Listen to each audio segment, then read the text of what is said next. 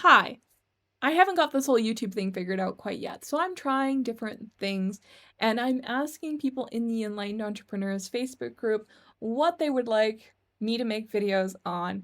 And everybody has been asking for me to talk about how I build my Facebook groups. One thing I want to share is that I run two fairly large Facebook groups, and I have been for the last year fully passively employed, self-employed, um, making an income with my one main group, and I am currently building a low-cost membership in my other group. And previous to that, I have a long history of building and maintaining Facebook groups as marketing tools for my clients. That was one of the things my agency used to do. So I am not trying to claim any titles, but I do see myself as a little bit of a Facebook group expert, and everybody wants to know, Brandy, how do you do it? How do you build these Facebook groups? There are a few things I want to share with you, even if you are starting a brand new group today, that should set you off on your way to be successful in building a Facebook group.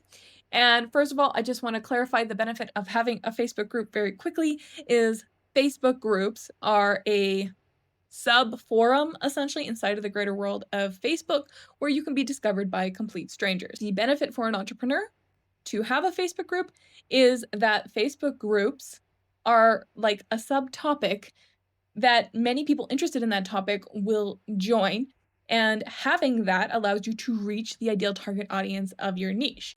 So essentially what you want to do is you want to build these niche groups, because if you have an audience of people who are interested in the thing that you provided the solution for or a product or service that it relates to, then you have a active community of people who you can consistently market to using a very friendly community-driven marketing strategy. Facebook group marketing is incredibly powerful. I know a lot of people who have built multi six-figure, even seven-figure businesses using their Facebook groups. And there was a time when I ran my agency where people would pay me tons of money to grow and build their groups for them because they were going to be selling courses and digital products and memberships and different things to those audiences. Facebook groups are not necessarily something everyone needs to know about or needs to do things with for their marketing. It doesn't fit every type of business, and there is actually a lot of work that goes into building the engagement required to make that group actually visible to the people who have joined the group.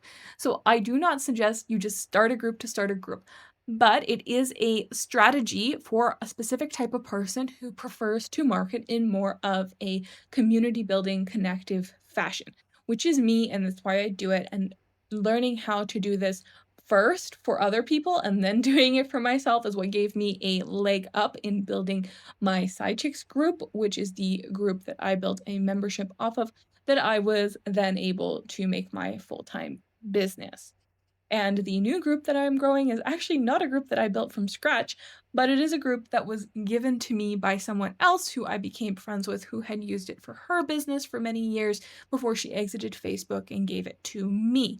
And I'm revitalizing that group and bringing it back to life because I too used to find a lot of clients and customers in that particular Facebook group. But we were talking about back in 2015, 2016, because I had this group for almost 4, maybe 5 years, and it was paused because when the group was left unattended, it was full of spam.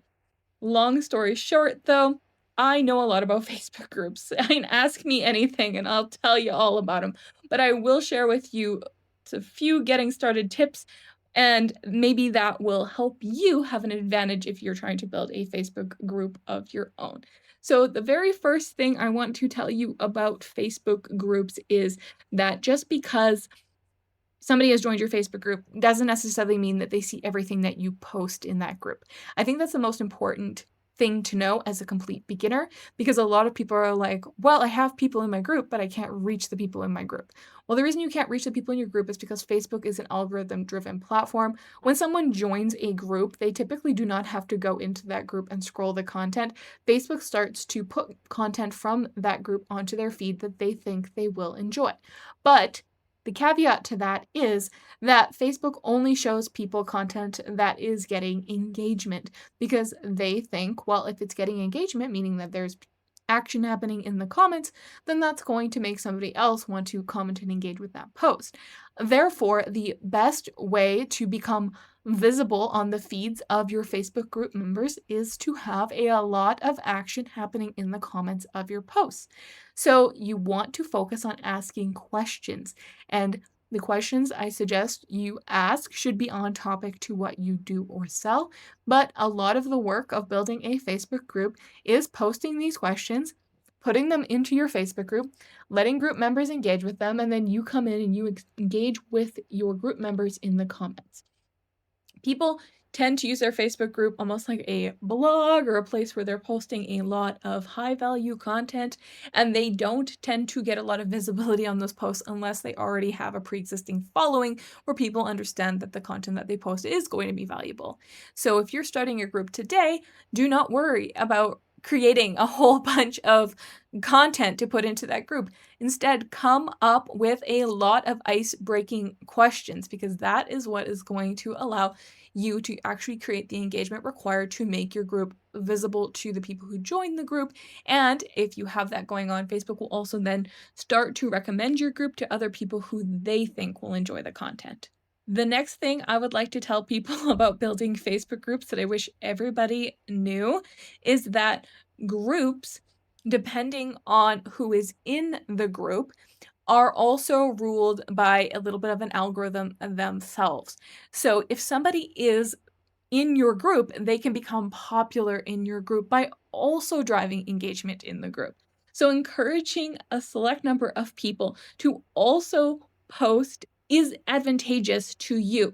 Many people hoard their group just for themselves, thinking it's going to be their platform, their stage. That is not what groups are about. Groups are communities inside of Facebook. So the more people you have who are engaging people and posting things and driving activity, the more visible that group is going to become to the people who are in it, as well as Facebook recommending it to other people so the group can grow with people who look similar to the people who are already inside of that group.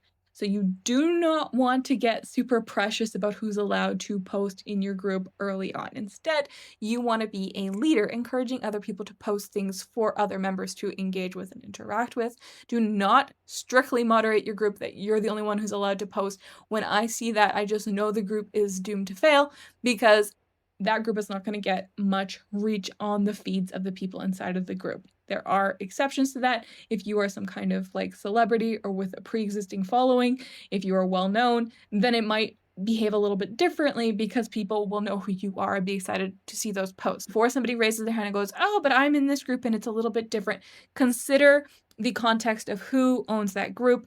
And if you want to become someone who's successful with Facebook groups, I would follow this advice and practice. Allow other people to be part of the group, building the engagement with you, especially early on. This is very important, building a group from scratch. The third thing I want to tell everybody about Facebook groups, if they want to make one that is actually useful, that people want to visit, and they can actually utilize for their own marketing because it's an active group, do not treat a Facebook group like it's a billboard, okay? It is not a place to just post something like a graphic that looks like a flyer or a post that is just a copy and paste sales pitch. That kind of content does not belong in your Facebook group or anybody else's Facebook group. When you're going in and you're doing that, you're actually just, do you even go here?